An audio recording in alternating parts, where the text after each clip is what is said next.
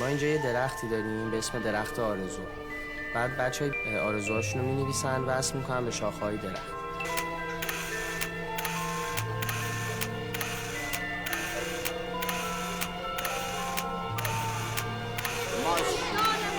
ماشین چی آخه؟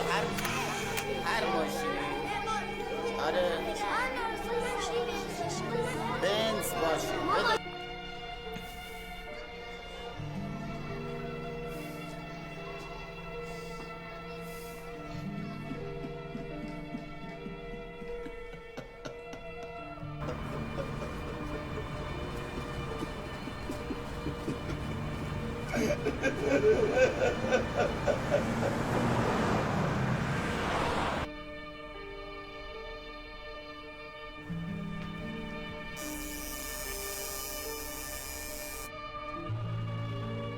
عاشق شده بود.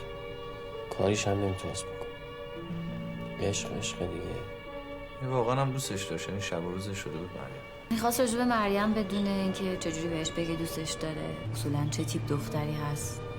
ازش پرسیدم ولی از چش خوشت اومده؟ تیپ عجیب و خاصی هم نداشت که بگه مثلا خودشو چه میدونم مثل این دختر عجیب و غریب درست کنه، ولی خب همه رو جذب میکرد دیگه. یه دیوونگی، چی میگن، یه کاریزمایی داشت که همه رو به خودش جذب میکرد، یعنی هر کی میدیدش ازش خوشش میومد. من به پاشا حق میدم مریم دلش رو برده باشه. مریم جوری نبود که عاشقش نشی. هر مردی عاشق مریم میشه. بهش گفتم مثلا فکر کنم مریم چی میخوای بهش بگی؟ همینطور یه ریز از مریم میگفت.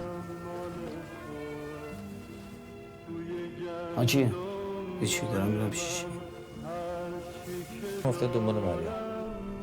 مطمئن پسر نشسته زیر پشمک دارم.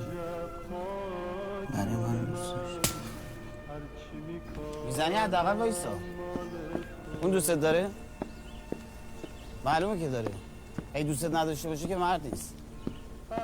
بهت بر نخوره. من چیز خاصی نمیگم. من دارم میگم تو باید مواظب باشی کسی عاشقت نشه.